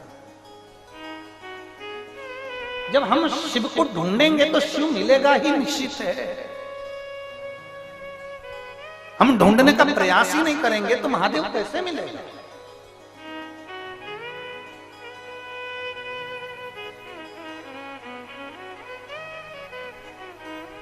आज महाराज जी पत्रकार वार्ता थी, तो उसमें पत्रकार बंधुओं का निवेदन था कि ये अयोध्या में राम जी बैठ गए, ज्ञानवापी का मुद्दा चल रहा है, कृष्ण जन्मभूमि को भी आप मांग रहे हैं, तो ये क्या है? हमने कहा देखो, बच्चा मांगेगा नहीं तो मां रोटी देगी नहीं, बच्चा मांगेगा नहीं तो पिता पेन देगा नहीं, बच्चा मांगेगा नहीं तो पिताजी मोबाइल देगा नहीं। उसी तरह मांग हम दूसरे से नहीं रहे, हमारी चीज, हमारी ज्ञानवापी, हमारी जन्मस्थली हम मांग रहे हैं। जैसे अयोध्या मांगी वैसे ही ज्ञानवापी और वैसे ही कृष्ण भगवान की जन्मस्थली मांग रहे हैं। उसमें क्या दिक्कत है? भगवान कृष्ण की जन्मस्थली मांग रहे हैं तो इसमें कोई बड़ी बात नहीं है, हमारी है इसलिए मांग रहे हैं। ज्ञानवापी मांग रहे हैं तो हमारी है इसलिए मांग रहे हैं। अयोध्या हमारी थी तो हमने मांगी, और आज अवध में राम जी विराजमान हुए। ये प्रधानमंत्री जी और मुख्यमंत्री जी को धन्यवाद, बहुत बहुत साधुवाद। ठीक है और रहे।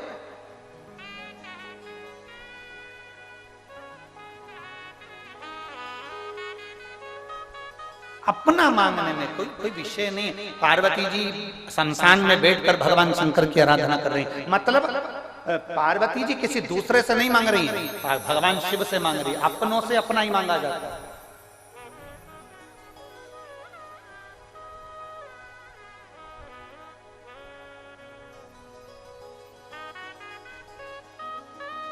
फिर महाराज जी उन्होंने कहा राजनीति का मुद्दा है, विपक्ष इसको राजनीति का मुद्दा मानता है। हमने उनसे कहा कि राजनीति का मुद्दा मानता है, हम तो कहते हैं अगर वो अयोध्या में राम लाने को तैयार हो जाते, वो ज्ञानवापी में शिव लाने को तैयार हो जाते, वो जन्म स्थली पर कृष्ण को लाने को तैयार हो जाते, तो हम भी उनके साथ खड़े हो जाते। उसमें क्या दिक्कत?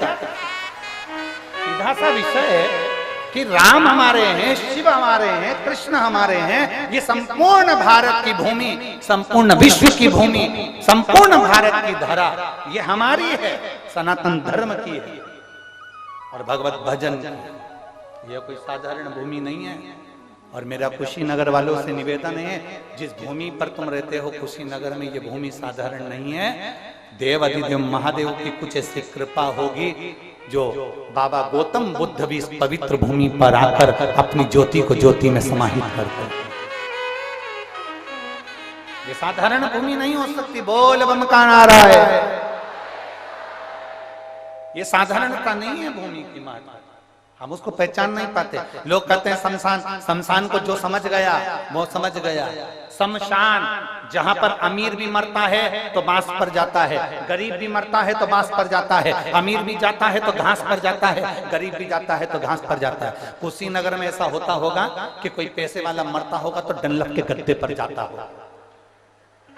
हमारे यहां नहीं जाते। पैसे वाला करोड़पति भी मरेगा तो बांस के ऊपर जाएगा, बांबू पर जाएगा। गरीब भी मरेगा तो बांबू पर, बांस पर जाएगा। अमीर भी मरेगा तो घास के गद्दे पर जाएगा, गरीब भी मरेगा तो घास के गद्दे पर जाएगा। अमीर भी मरेगा तो सफेद कपड़े में जाएगा और गरीब भी मरेगा तो सफेद कपड़े में जाएगा। जहां सबकी शान सम है उसी का नाम शमशान है। सबकी शान बराबर रखता है वो देव अधिदेव महादेव का धाम है। जहां शंकर का स्थान है वहां सब सम है। शिव जी के सामने कोई पैसे वाला, कोई करोड़पति, कोई गरीब, कोई अमीर नहीं होता। जिसने पुकारा शिव उसका हो गया, जिसने पुकारा शंकर उसका। एक पत्र है, देख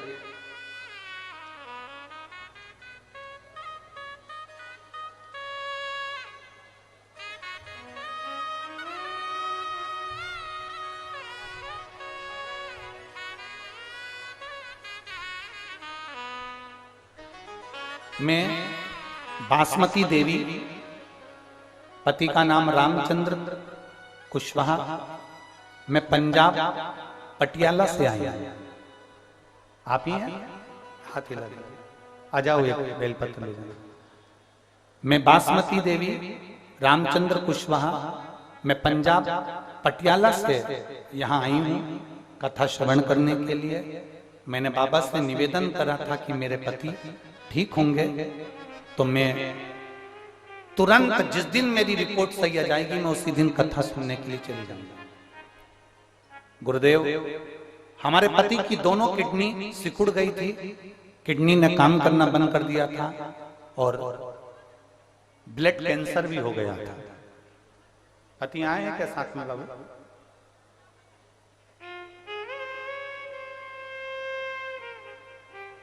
किडनी सिकुड़ गई थी, किडनियों ने काम करना, दोनों किडनियों ने बंद कर दिया था, ब्लड कैंसर भी हो गया था।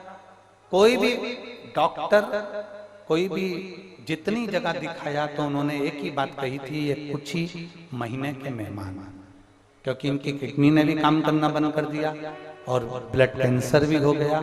अब ये बचना मुश्किल है और कुछ ही महीने के मेहमान।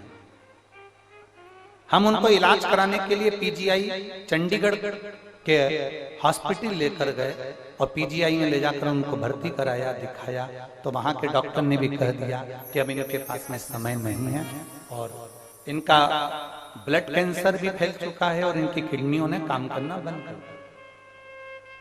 ऑपरेशन कराते हो तो भी हल्का है और ना कराओगे तो भी जल्दी। तब एक डॉक्टर ने कहा इनका ऑपरेशन करा लो, हो सकता है थोड़ा बहुत अंतर आ जाए पर पूरा नहीं आ सकता। हम उनको अपने घर लेकर आ गए और आपकी कथा हम उनको सुनाने लगे और हम भी सुनने लगे। शिव जी से प्रार्थना करते, एक लोटा जल शिव जी को चढ़ाते, वो लेकर आते, उनको पिलाते। एक बेलपत्री हम शंकर पर चढ़ाकर कुंडकेश्वर महादेव का नाम लेकर आते और उनको खिला देते। मैं बाबा को धन्यवाद देने के लिए आई हूं कि हमने जब वापिस उसी चंडीगढ़ के हॉस्पिटल में जांच कराई तो डॉक्टर भी आश्चर्य में पड़ गया कि इनकी किडनी ने काम करना प्रारंभ कर दिया और इनका कैंसर भी समाप्ति पर हो गया। आज मेरे पति की जो रिपोर्ट आई है वो पूर्ण तरह से एकदम ठीक आई है और नील आई है। इसलिए मैं बाबा को यहाँ प्रणाम करने के लिए चंडीगढ़ से, यहाँ पटियाला से, पंजाब से मैं कुशीनगर तक आ गई गुरुदेव। मैं बाबा को यहाँ प्रणाम करने के लिए आई। ये शिव तत्व है, शंभु प्रकाशदर्शी कैलाश। आपका विश्वास, आपका भरोसा, आपकी दृढ़ता शिव के करीब लेते हैं।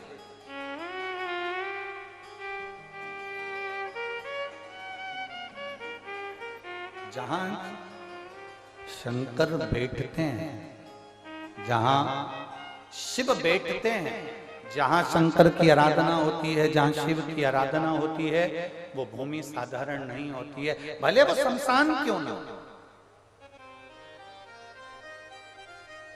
भले वो शमशान क्यों।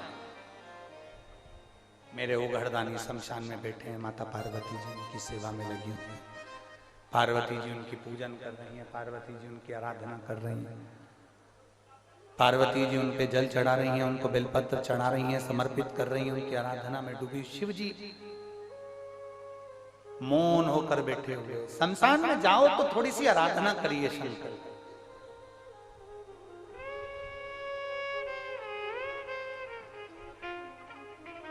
शमशान में जाकर ठिठोली नहीं करना, शमशान में जाकर हमें हंसना नहीं है, शमशान में जाकर हमें कोई किसी के ऊपर ठाका नहीं लगाना।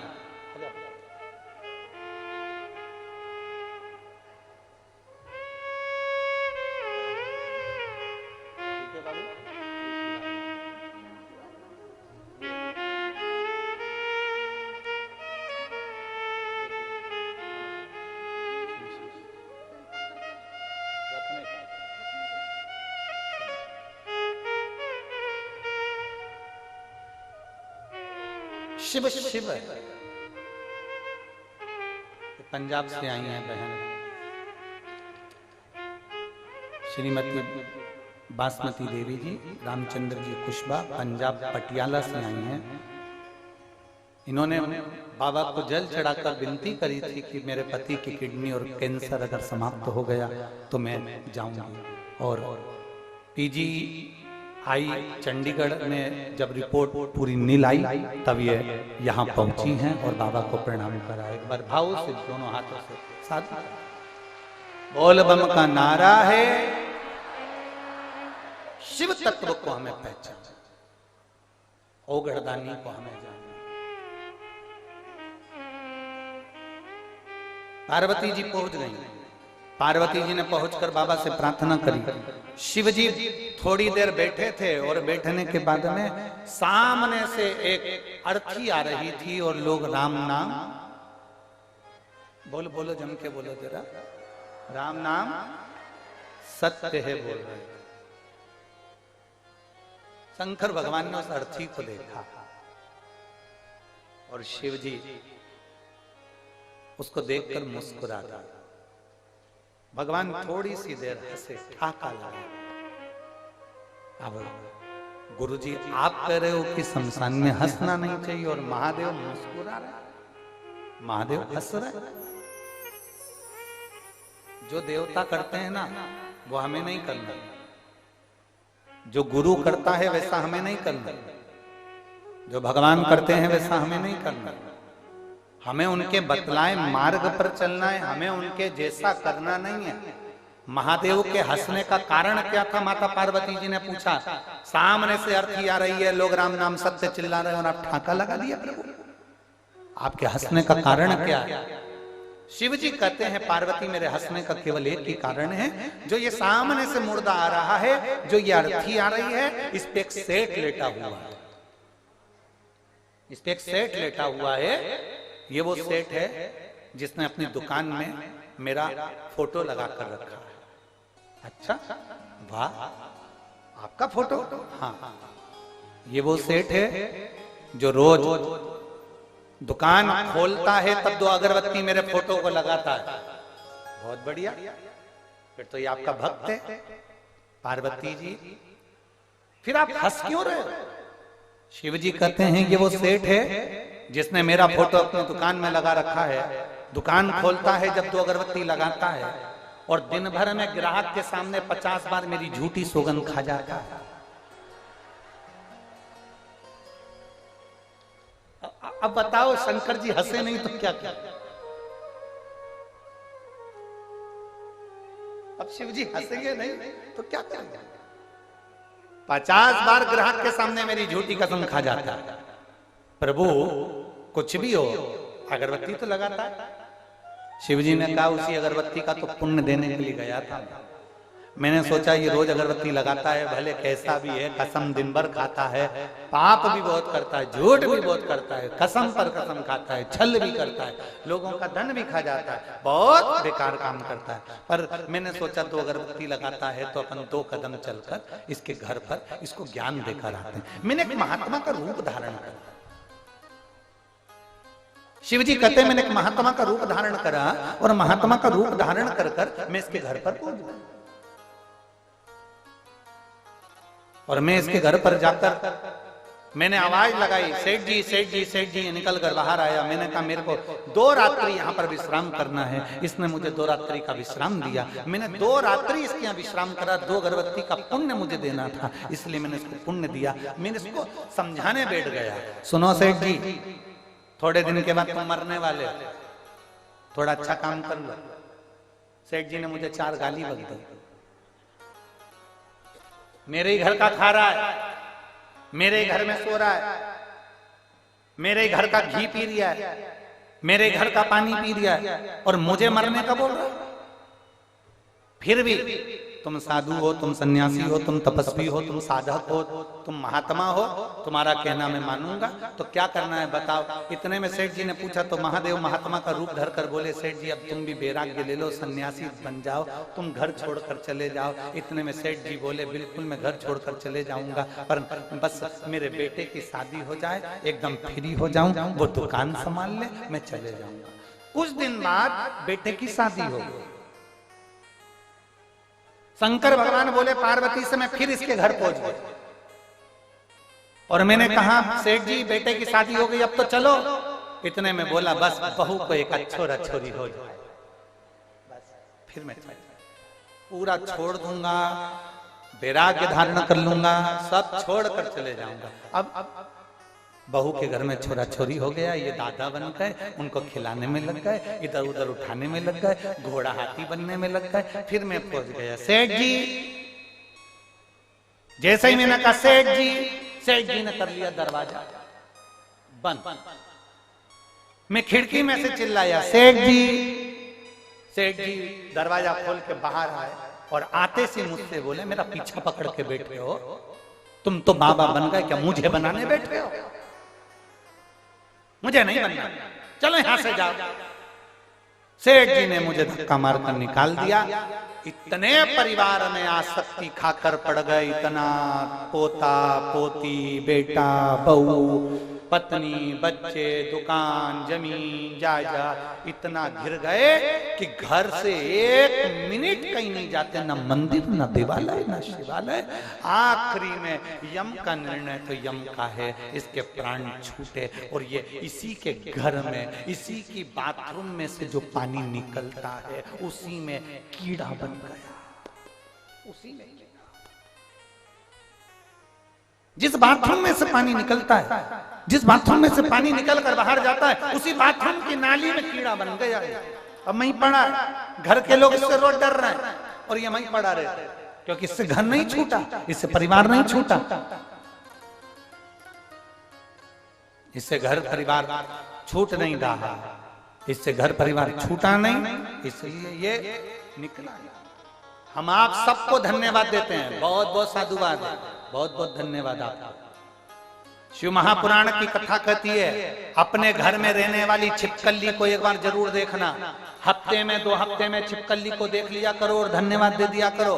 शिव महापुराण की कथा कहती है जिससे अपना घर नहीं छूटता वो उसी घर में मरने के बाद दीवार से चिपक जाता है छिपकली बनकर। कुशीनगर वालों आपको चिंता करने की जरूरत नहीं है, आपकी छिपकली की योनि नहीं मिलेगी, क्योंकि तुम अपना घर छोड़कर शिव महापुराण की कथा में बैठी हो।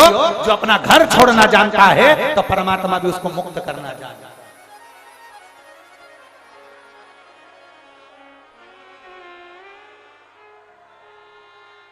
अब कोई ऐसा घर नहीं छूट रहा, घर नहीं छूट रहा, घर नहीं छूट रहा, अब मत छोड़। बाद में बाथरूम में जो पानी बाहर निकलता है वहां पर जो कीड़े दिख रहे होंगे उन कीड़ों को पहचान जाना, उनसे भी नहीं छूटा था। आज तक नाली में पड़े, छूटे ही नहीं। अपना घर छोड़कर, परिवार छोड़कर, कुटुंब छोड़कर 5 दिन 7 दिन 2 दिन आप शिव महापुराण की कथा में आकर बैठे हो, परमात्मा के भरोसे पर बैठे, उसके विश्वास पर बैठे हो। वो साधारण नहीं है। एक पत्र है,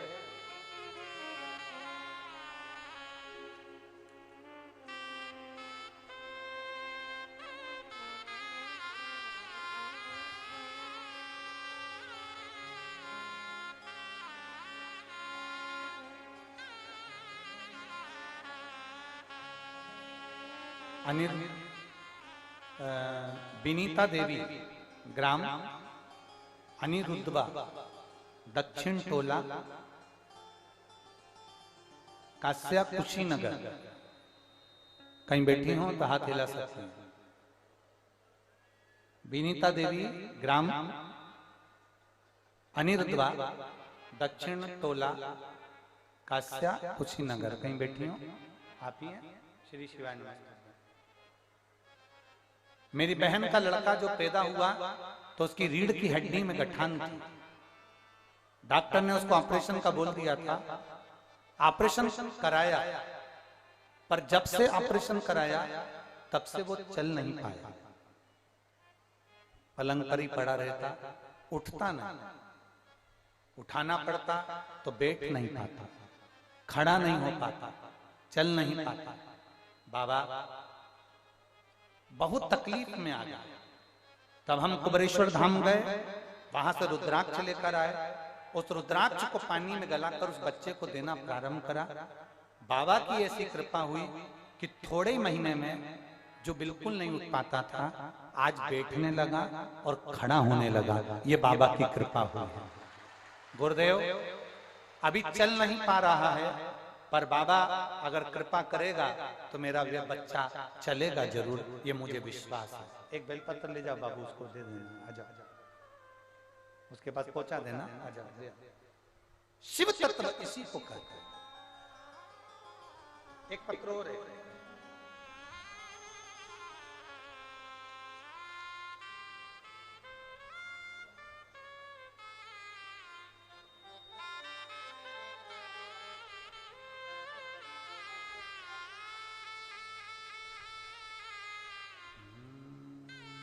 शंभो शरणे पड़ी मांगो घड़ी रे घड़ी, दुख काटो दया करी दर्शन आपो। शंभो शरण पड़ी मांगो घड़ी रे घड़ी, दुख काटो।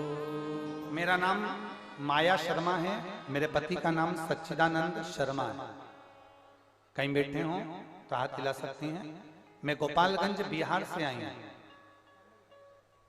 आप ही हैं? दोनों हाथ हिला। बच्चा आया है एक साथ में, ले आओ इसको, बेलपत्र ले जाना। मैं गोपालगंज बिहार से आई हूं गुरुदेव। मेरा एक बेटा है 2.5 साल का है, जो चलता नहीं है, बैठ नहीं पाता था, चल नहीं पाता था, पलंग पर पड़ा रहता था। डॉक्टर के हिसाब से ये कभी नहीं चल सकता था, ना बैठ सकता था। किसी के कहने पर टीवी पर कथा सुनना प्रारंभ करा और आपके बताए अनुसार 1 लोटा जल महादेव को चढ़ाना प्रारंभ करा और एक बेलपत्र लाकर बच्चे को पीस कर देना प्रारंभ करा।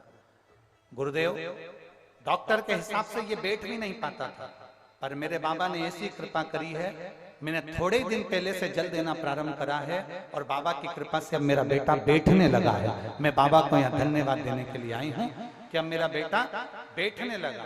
जो सोया ही रहता था, कभी चलता नहीं था, कभी बैठता नहीं था, आज बाबा की कृपा से वो बैठने लगा। बाबा, केवल विनती है, पंडाल में बैठकर कथा सुन रही हूँ एक बेलपत्र की, जो मिलेगी तो मुझे विश्वास है कि मेरा बेटा एक दिन चलकर शिव महापुराण की कथा में भी जरूर आएगा। मैं बाबा को प्रार्थना करता हूँ, ये शिव तत्व है। ओ घड़ी, इन्होंने लिखा मेरे बेटे को डॉक्टर ने कह दिया था ये कभी उठेगा नहीं, ना बैठ पाएगा न चल पाएगा, पर मेरा बेटा शिवजी पे चढ़े हुए जल को पीता हुए तो आप बैठने लगा है और बाबा की कृपा से वो बैठता है। यही शिव की बड़ी कृपा हुई है। ये शिव तत्व है। ओ घड़ी है शंभु त्रिकालदर्शी कैलाशी महाराज।